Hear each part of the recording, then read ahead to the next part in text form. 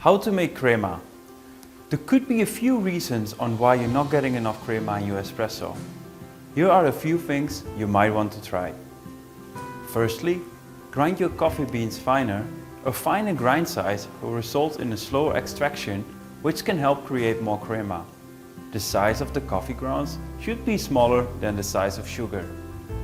Secondly, use a tamper to compress the ground coffee in the portafilter. Tamping the coffee will help to create a more even extraction, which can also contribute to the formation of crema.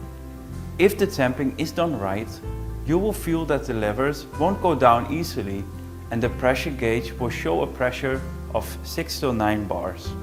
Make sure your espresso machine is properly maintained.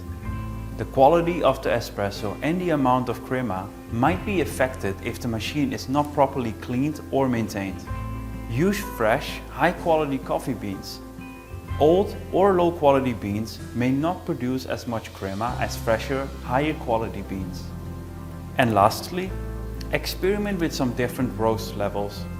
Some people find that darker roasts produce more crema, while others prefer lighter roast.